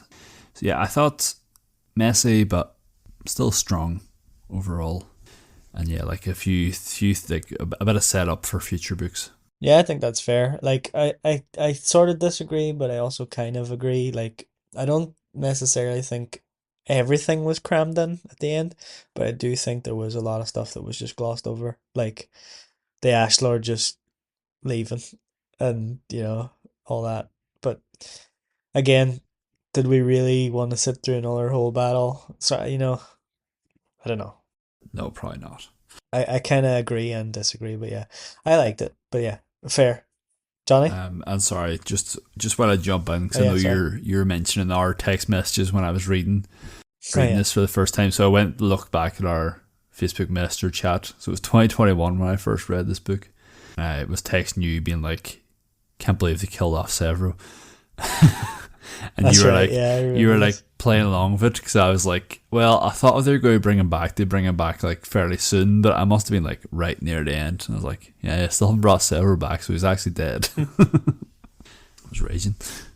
Yeah, like on a real listen, it's telegraphed quite well what's happening, right? He's drinking from a flask. It's very like pointedly said that he's drinking from this flask and whatever, and the whole Cassius setup with the cube, hollow cube, and everything. But at the first time, I think I'd sort of forgotten that that had happened by the time the And payoff happened, right? yeah, So and like on my reread, like I knew it was going to happen, but like I think like Cassius is like heel turn in this book to like kill Severo. I think does sort of come out of nowhere because I think like it's shown that he's actually coming back towards like Darrow's side, and he's thinking that sort of way. So then I think like that sort of turn to like, oh, I'm killing Severo and I'm taking you all as prisoner. Like I think on hindsight, I think it is fairly obvious that it's actually like a double bluff almost. But yeah. Yeah, it's kind of a weird one. On one hand, I do think it's quite obvious, but then on another hand, I'm like, yeah, but at the same time, there's like things that are laid and like him being knowledgeable about counterintelligence and stuff like that. So maybe it is like it was a bluff sort of thing. I don't know. I liked it anyway. Whatever. Johnny, what about you? Yeah, so overall, I liked the ending, right? I thought I didn't mind the fact that it was all happening. I wouldn't say crammed in, but I know exactly what you mean. There were definitely a lot of things went on here. I had one major issue with the ending, and that was the unreliable narrator, which I've never Ah, come yes. across. So obviously the whole plan, Dara was in on it, and he is the narrator, Yes. but he goes on as if he isn't in on it. Yeah. And honestly, I was freaking raging whenever I finished this book. I was like looking online, being like, did they make a mistake here? What's going on? Because I'd never come across this unreliable narrator thing. So I was like looking, I was like, no, this is a style. And I was like, are you joking me? Now, I did like what actually happened. So it's basically just how it happened, like how they went about this. What I thought would have been better, right? Well, Severo, I knew Severo wasn't dead because they kept saying Severo's dead body. It said it 5 or 6 times, and I was like, right, they're really pushing Severo's dead body on me, so he's not dead. Like that's ever like I think whenever they got on the Jackal ship first, they were like, check if he's dead and stuff like that. So I was like, well, they're like really making me think about this. So that's how I was thinking. So what I thought would have been better is that Darrow wasn't in on it, but Severo, Cassius, and maybe Mustang were on it, and they were like, they had to not let Darrow in on it because he had to be convincing whenever he came in front of the Sovereign Yep. that he actually, thought the Cassius was against him and Severo was dead. So I thought that would have been better. I just didn't really like I was reading online, so I looked online and people did like it, people didn't. It's not for me. I like whenever I've got a narrator, I like him to tell me the truth. Like, but Yeah. that being said, the end in itself was great, and the actual way, like, they avoided the battle by having this wee clever ruse. Thought that was fantastic. It was actually, I think he said Jackal cut off. It was actually Cassius that ends up cutting off Darrow's hand, isn't it? Yeah, you're right. Which I thought was good because, like, even though he's, at this stage we know after that Cassius is like on his team, he doesn't even flinch about it. Because I was just thinking, well, I suppose Darrow did this to Cassius before, so fair enough, and he did what he had to do. So I thought it was like very good, the very good acting. Like I think Cassius says, I hope I acted well or something. I was like, oh Yeah. Jesus, you didn't even flinch, and you had to cut off his hand, like so. He says all kind of dejected. He's like, "How was my act?" Yeah, the battle of Aja was exactly what I wanted it to be. It was like just like it took all 3 of them, even 4 actually, because they needed Severo as well, just to come in. And yeah, it was just really tough battle, but kind of paid off with the death. And just kind of getting the Aja love how much she loves the Sovereign and stuff like that, and felt like she failed her. That was great. And then the twist then of the Jackal, because I think that was being hinted at, like in Darrow's mind for all over this kind of when I was captured, was why is the Jackal allowed to come so close, and like why is he allowed to make fun of Aja right their face without any consequences? And then you get this, it's because he's got freaking nukes here on Luna. And then the fact that he starts detonating them and they're all like, oh my God, you just killed 5 million people. And Darrow just goes, well, you know what, fuck you. And he just bites his tongue off. It's like, that is unbelievable. Like, that is fantastic. So yeah, I really enjoyed that. And then it was just that one wee bit that kind of brought it down a wee bit for me. But overall, really, really loved the book. I don't disagree, but at the same time, like I was very conscious of it this time that it was like an unreliable thing, and I was kind of trying to follow along, and I can't quite remember, and I can't be 100%, but I don't think he says anything that's a lie. Yeah, it's he a more reaction. so- It's in his head. Yeah, he phrases it in certain ways, but he doesn't come out and say, like, he's not full of despair or anything. As from what I remember, but it is still guess- annoying. Yeah. At the same time too, like, I know because he's doing that because Antonia is watching, so he has to fool her.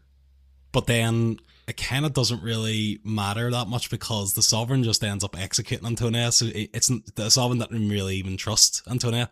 So it kind of ended up being for nothing in terms of the whole act in front of Antonia. But yeah, Which, by the way, thank God, I was so glad somebody killed Antonia. What a bitch, man. I know.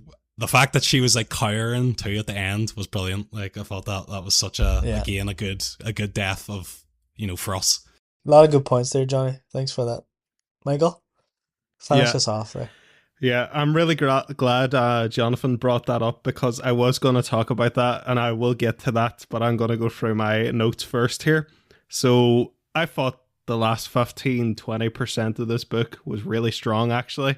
I thought it ended in a very satisfying way. Maybe that is because I am such a fan of the Sanderlanche and I love like everything happening all at once.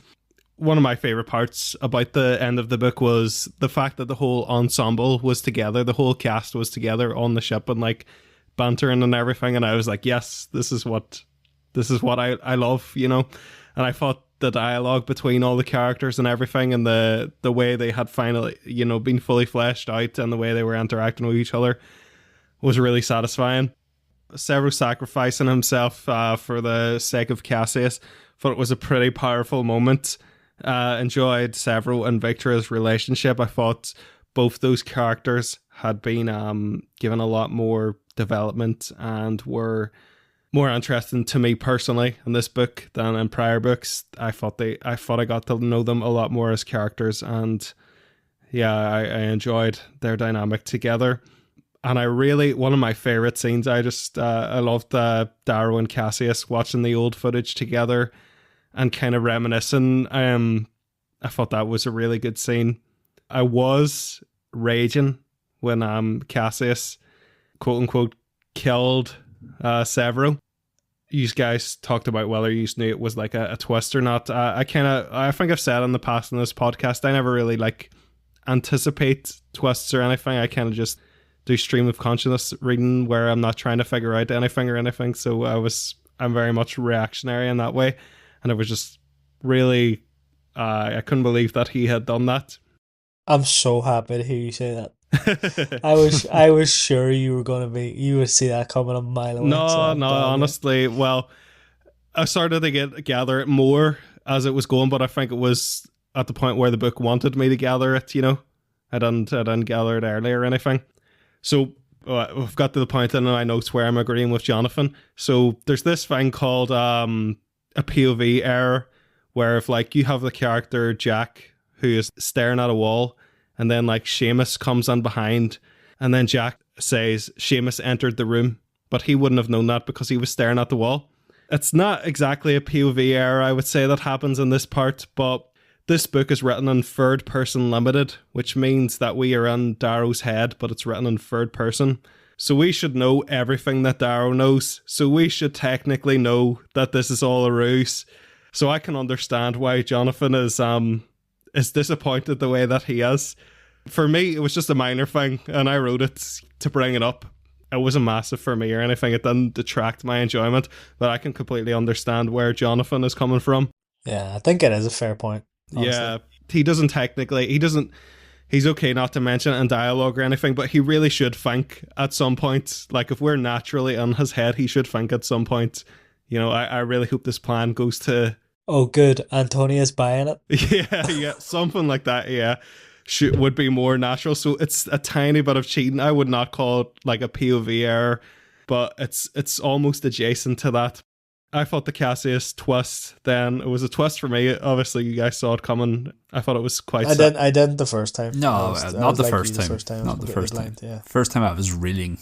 I thought it was satisfying when he switched back sides, because I was really invested in that dynamic with Darrow. I thought it was probably my favorite part of this book, and just going to read my notes verbatim here. Really enjoyed Jackal's tongue being ripped out. Fuck that guy. Yeah. If ever there was a like depiction of evil, it's the Jack. Like pure just evil. Imagine what it takes to rip someone's tongue out with your own teeth. Like, that is disgusting. Was it with his teeth? I thought it was he just pulled it out with his hand. Even so, like Does he do it with his hands? was it with his teeth? Does he do it with his hands? I think I it's don't his hand. remember. Oh, jeez. Then again, he only has one hand. Well, maybe. It'd be hard enough to do it with your hand. At least with your teeth, you can cut it. With your hand, With your you have to bad hand pull too, it hard. The only notes I have after that is Darrow, Luke Skywalker, which I think is alluding to his hand situation. And then definitely Hallows, which I think is alluding to the fact that the child is named after a prominent character within the rest of the series. 19 years later. Well, Pax kind of stays with us, right? He was Darrow's ship and Yeah. now the son. So It's like it could 19 years later, standing there, like going to the gold school, being like Pax, Severo, fucking Lorne, Augustus, Andromeda. Yeah, it's not a sign. You were named. Yeah, definitely Hallows is a next level on that. But overall, I thought it was a really strong ending. I do like the bananas. how it is. Good stuff. Okay, well, that's us then. What's next? Star Scores? rating. Ratings. Star rating. You want me to go first? If you want. Yeah, I think it has for me. It has to be a 10. Like it's just. I think it's the perfect conclusion to this trilogy that I love so much. Like the other two books are great, but this one just drives it home for me. Don't think it's my favorite book in the entire series, right? I think one of the later books trumps it for me, but it's definitely up there. It's one of my favorite books. So yeah, 10. We'll just keep the same order. Justin, you go next. I actually have a few issues with this book, as it mightn't shock you of what I spoke about. I have read the previous two Yeah. 10s. I think I would have to give this one, actually, I had to bring it down a wee bit. I would give it like an 8.5. Still really, really like the book. But yeah, I just have some issues with it that I just feel like brings it down a bit. That's fair. Yeah, 100%. You like the fourth book better, right? Oh, I can't wait. I'm not gonna do the fourth book. Johnny. Yeah, overall, I thought this was a fantastic end to the trilogy. I've really enjoyed the trilogy. You can see why it's up there and you and Jason's favourites. It's just, yeah, it's kind of like just such a good take on like all the things that we've mentioned there. Like there's so many actual political things going on here that, you know, you can relate back to real life. But then, you know, in space, starships, all that action as well. Yeah, the action throughout this series, fantastic. And in this book especially, definitely get a lot of good battle scenes. And apart from, I'd say it would have been a 9.5 apart from that major issue at the end. So I'm going to give it a 9. Just so it doesn't pull it down Nice. by a massive amount. But yeah, like overall, fantastic. Class. Happy days. Glad to hear it. Michael. I think in the first and second book, I was like, oh, I wish there was a bit more character development here and there. And I think both you and Jason were saying there will be more, and you were both right. There has been more, and I've always said that character development, I think, is like the anchor. It's like the most important of all the aspects for me to really pull me into a story. I think Severo was a more complex character. I think he had a better arc in this story. I think Darrow himself had a better arc in this story. I think Cassius, the relationship between him and Darrow was better.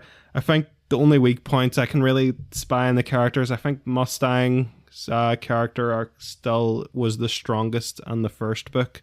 I think she gradually gets weaker as the books go on, but most of the characters were better. And I think Pierce Brown becomes a stronger writer as he goes on. And I think I rated the first book a 7.5. I rated the second book an 8. So I think it feels right in my heart to continue that trend of going 0.5 above. So I feel like this book was an improvement on the last two books, and I'm going to give it an 8.5. Nice one. Cool. What's that average at then? 9 or something? That's a Is that 9, yeah, maths? a 9, yeah. Alright, yeah.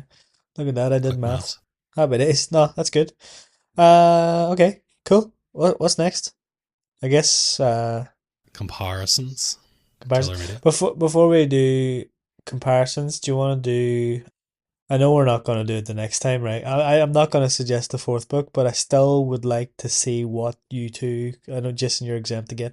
What you two think's going to happen next, in case I do it in the future, if that's okay. What's the next book called? The next book is called Iron Gold, and just to help a bit, it switches from Darrow's POV to like 4 POVs. Darrow being one of those 4. Darrow is one of them, yeah. Yes. Lysander is interesting. another one, I'll tell you. There's a red character and Trigg's husband, a grey called Ephraim. That sounds interesting because, like, although we get different colors throughout this, we really only get that deep of information about golds, reds, and obsidians, I guess, in this one. Everybody else, we only we know roughly what their job is and where they fit in, but we don't really see, how do they grow up and what's life like on, whatever planet they're on. So yeah, that is interesting to get other color POVs or whatever. I don't even know where the book would go. Yeah. I guess obviously Exactly. you said a wee hint that you gave us before was that Darrow's obviously looking to rebuild a better world and it doesn't go quite to plan. So I'm assuming there's going to be, probably civil war amongst golds and other colours as well, I guess, because the hierarchy maybe has been dismantled. People will always want to try and be at the top. So I feel like there's going to be colours fighting amongst themselves, colours fighting with each other, all trying to scramble as high in the pecking order as they can. And that's, it's going to lead to more war before Darrow has undone one injustice, but I feel like it's going to lead to 10 more. It's like a Hydra. Yeah. I think that's a my solid rough guess. I'll say that. Michael? Jonathan, I was kind of going in the same direction. What I was thinking is, what really reminds me of is like where we are of like Storm of Swords after Game of Thrones, where like all the drama happens and you kind of need to take the story back and pace a little bit, introduce more characters and more plot threads and expand the world a little bit and slow down. And that's why I'm thinking, is this why people perceive the fourth book to possibly be not as good as previous books? Because they have to do what Feast of Crows did and like do so much groundwork and restart conflicts and restart world building and restart characters. And again, what Jonathan, I wish I could distinguish my guess more, but I was going to go in this direction as well, because if you read like history of revolutions, what always follows revolutions is a power struggle. So that's kind of, that's where my head was going as well. It's like when the as Jonathan said, the hierarchy disintegrates, there's a power struggle to see who sits atop that hierarchy. So I think that the fourth book, again, based on the fact that people say it's the weaker book, I think it'll be a lot of like setup towards what's going to happen in future books. So I think it's going to be like, again, Game of Thrones, Feast of Crows. I think it's going to be like a big setup book, and that it is going to point towards like a future power struggle that is going to take place in like absence of the structure, and it's going to like echo kind of what happens in history after revolutions take place. Yeah, I think they're both really solid guesses. The only thing I'd say about the fourth book, like the first time, right? I've read it maybe 3 times now. The first time, it's a bit jarring because, there's a lot of setup, like you said, right? So there's a time jump and then there's a lot more setup, a lot of groundwork, like you said, has to be laid. But it's a bit jarring because there's a format switch, right? So goes from single POV to 4 POVs, right? Yeah. So there's that to deal with, and then also in the audiobook, 2 of the narrators are a bit crap. Say. So they have different narrators for the really different terrible. One of POVs. them is unbearable. Yeah, one is really bad. One Maybe is by the time completely you pick it, unbearable. they'll have redone it. I mean, so it's the same guy. Jared Reynolds still does Darrow, but the guy who does Lysander, he's kind of like, it's listenable, but some of the way it kind of has that what do you call the guy who does the Game of Thrones books? Right, Like that guy. Trace. Rob Inglis. Rob Inglis. Yeah, Roy the Tree. Yeah. So you know how he pronounces things like all over the place. Jeffrey and Jeffrey. Jeffrey and Yeah, there's a Catelyn, lot of Catelyn. that going on. There's a lot of that going on, and then just the way he like approaches some sentences is a bit jarring, but the person who narrates the red girl is unbearable. Like it's horrible. But it's, on a re-listen, it's a good book. I will say that. Anyway, I've talked enough about it. Let's move on. Comparisons. I think the big comparison is going to be Dune, right? I think I think Pierce Brown would even admit to that. Like a lot of stuff from Dune, yeah. I'd say like a more obvious one too. Star Wars is. Yeah. yeah, obviously, yeah. I think he doesn't he like say something about I can't remember the guy's name from Ender's Game, but I think he references him too in the first book. It's like Captain Wiggum. Oh yeah. Yeah, so Ender's Game reference too. So he's obviously a huge sci-fi nerd. I don't know. The usual sci-fi comparisons, right? They're all there. Yeah. Dune, We Star could do that Wars. to We death. got them. We got them all. That's the big two. Next, what's next? And it's trivia or anything. Trivia. I suppose the only bit of trivia that I have is that it's not even know if it's trivia, but he's been trying to get this like done as a show for years. I don't know where that's at. I think it was greenlit at one point and then stopped and then now it's on again or something like that. But I would love to see like I don't know, like HBO style show of this maybe. Yeah, but I That think this would would be be a good insane. TV show, like just because of the action on this. I feel like that always makes a good TV show. And my trivia is: did you know Pierce Brown is handsome? He is handsome. Yeah. Very attractive man. Next pick, which is me. Oh yes, next pick on it. Take it away, Johnny. Next pick. So I've actually Jason already knows what this next pick is because he was here visiting me a few weeks ago. I got Johnny drunk and he told me. That's cheating. Well, the only That reason is I told cheating. them is He's exempt from the guessing game.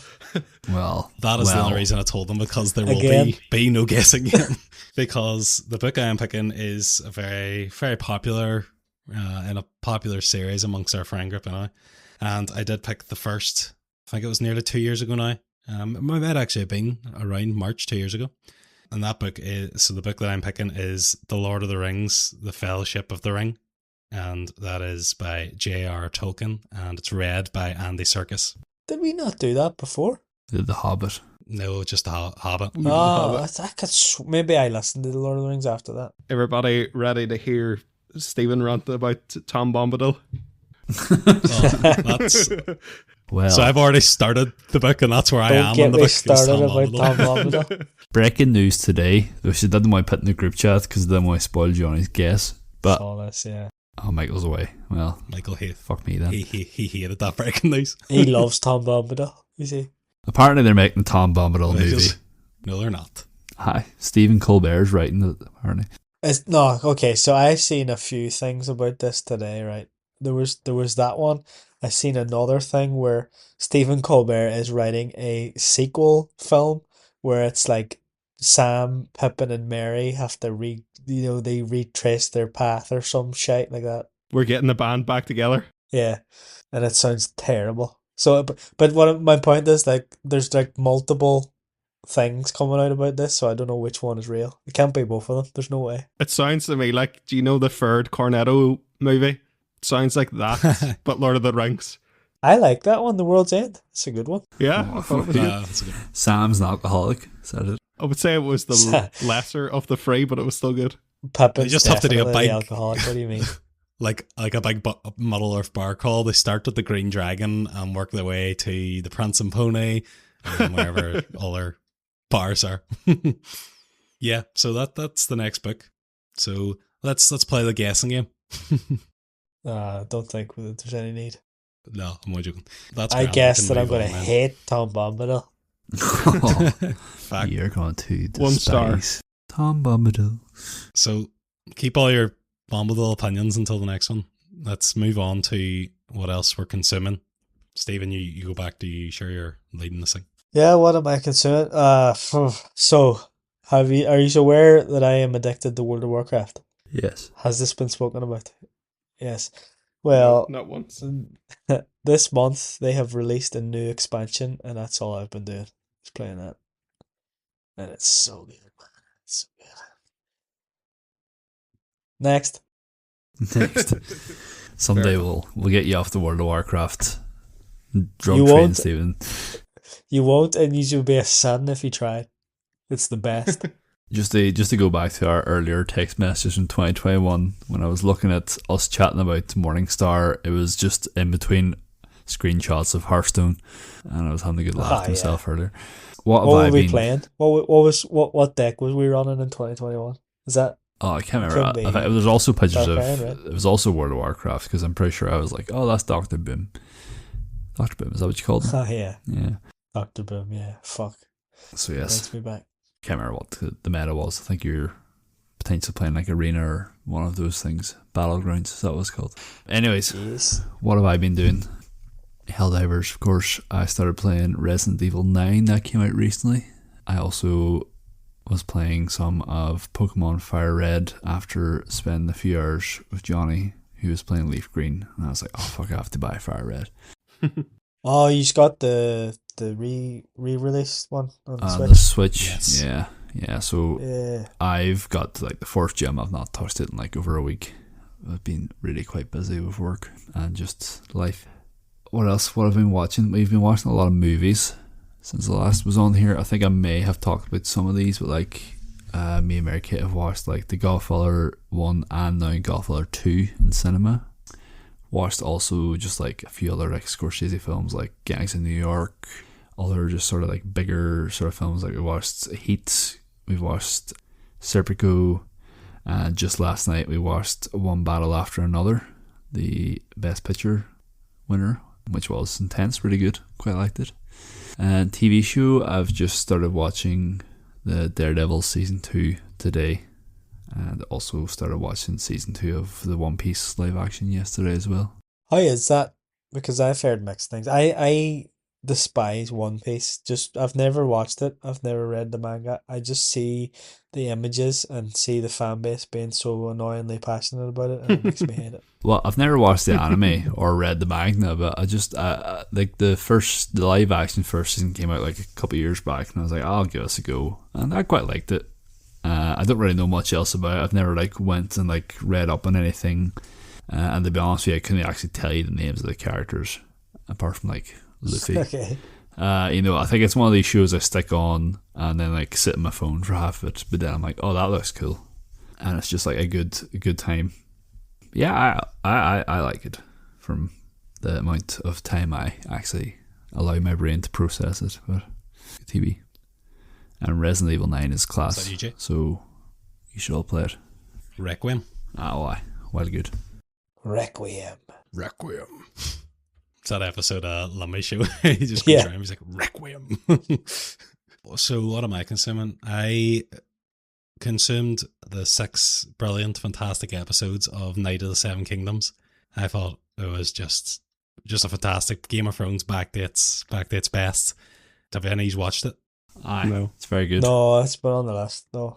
Yeah, it is very good. Like there's like a scene, like a battle scene. It's just so like the Battle of the Bastards, like this really realistic chaos. It's like just crazy like scene. That's just like this is class. But yeah, definitely watch it. And like the episodes are like 30 minutes, and there's only 6 of them, so like you can just bang through it in like a day or two. So yeah, would recommend. Really enjoyed it.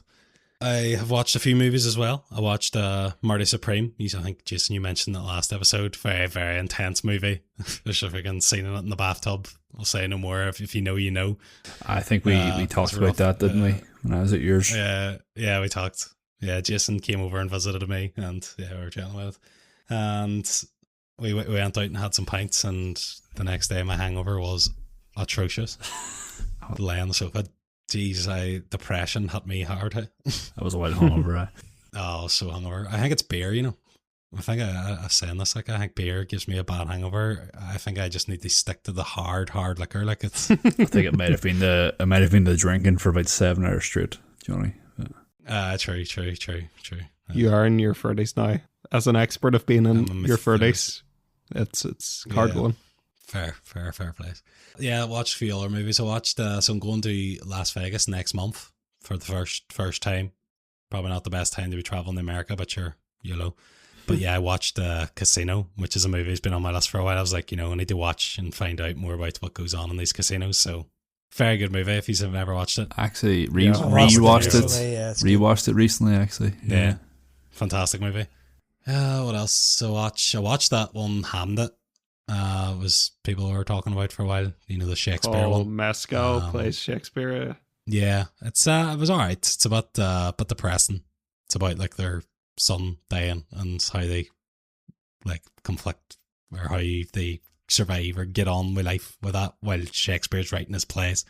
But yeah, watching trying to do me Oscar Best Picture nomination movies again. So yeah, I'm hoping to get that one battle after another. As you mentioned there, Jason, that's the Leonardo DiCaprio one.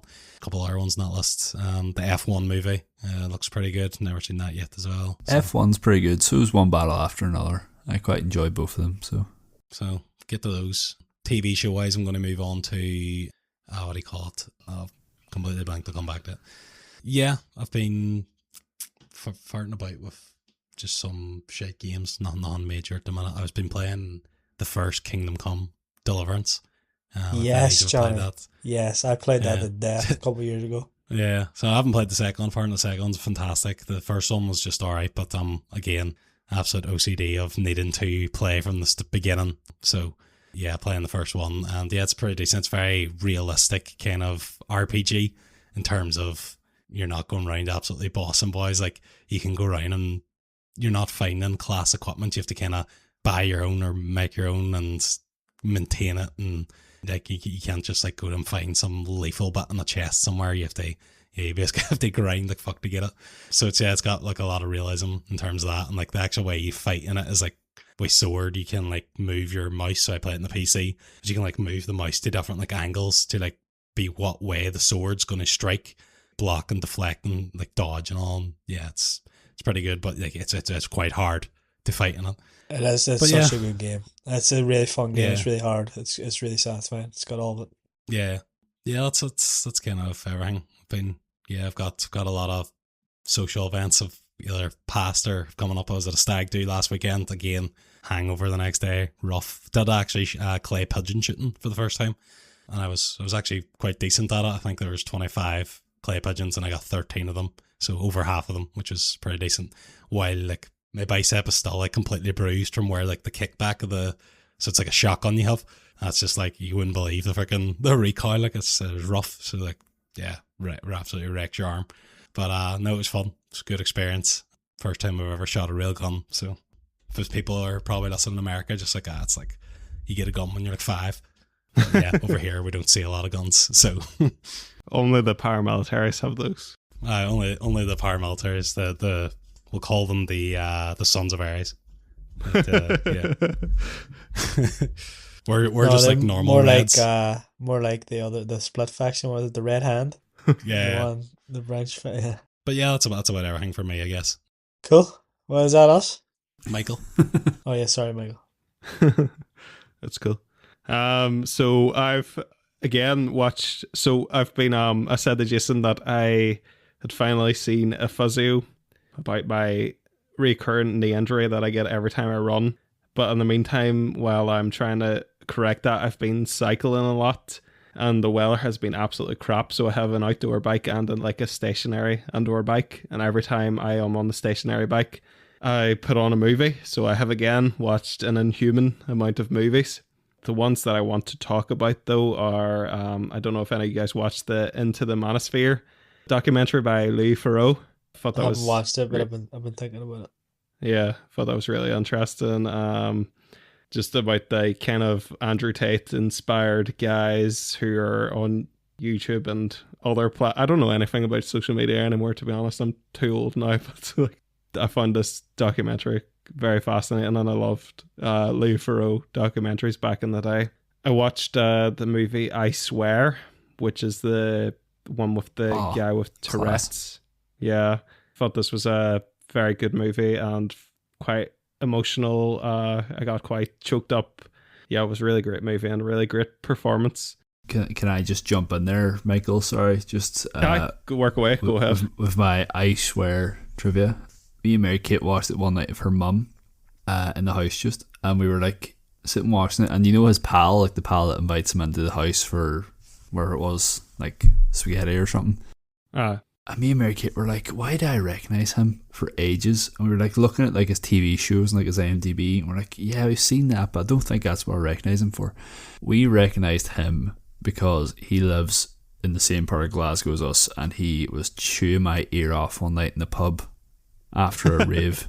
Like he was absolutely winged off his nut, chewing my ear off, taking pictures with me, and I was like, oh my god, this is this boy who fucking lives 10 minutes down the road and he's in a movie that's just won a BAFTA. Like, what the hell? yeah. Was he the main guy or what? No, he's like a side character, support actor in it. But he's like Alright. the main character's like best pal. Yeah. I was gonna say the main guy's like is young Ned Stark, isn't he? He's also young Elrond. But who watches that muck? You know, sorry, Michael. It's just when you mention Tolkien it. wouldn't have wanted it, Jason. Aye.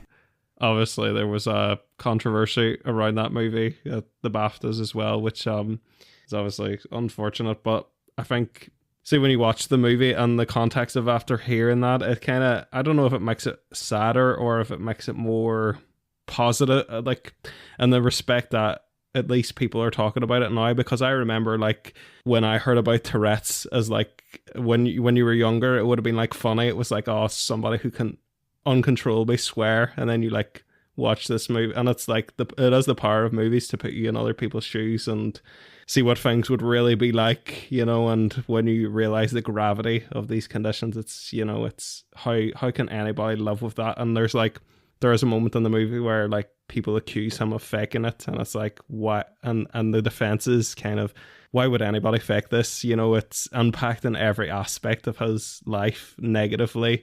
He gets beaten up twice in the movie, you know, and it harms his career aspects and everything. And yeah, no, I find it a very, very moving and powerful movie.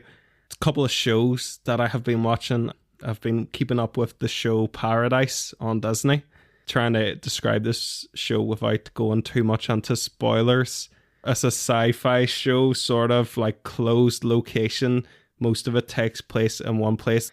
James Marsden is the president. It's quite a cheesy show, but like it reminds me a bit of it's been drawn a lot of comparisons to Lost, because it's got like a similar format of like, it's a mystery show, and most of it is like every episode you get like the backstory of a specific character, so it's set up like that. And it reminds me a lot of like shows that you would get before the 2010s, those shows that like sat between like the really cheesy shows and the prestige shows. There used to be a lot more shows that were like in the middle that kind of took themselves seriously, but were like more open to being a bit cheesy at times and everything. And that's what kind of Paradise reminds me of, and I'm enjoying it in that aspect. Other than that, been reading a few books. No, that's been really it. All right. Alright. Is there another section, or is that us? It would be plugs, but just the usual. Just the usual. They're all in the description, right? All in the comments or description or wherever it is. Check All in those the plugs. Alright. Well, catch us next time where we'll be talking about Lord of the Rings, The Fellowship of the Ring. That's correct. See you on the flop. See you in the flip. See you there, So, flop. Bye bye. Bye bye bye.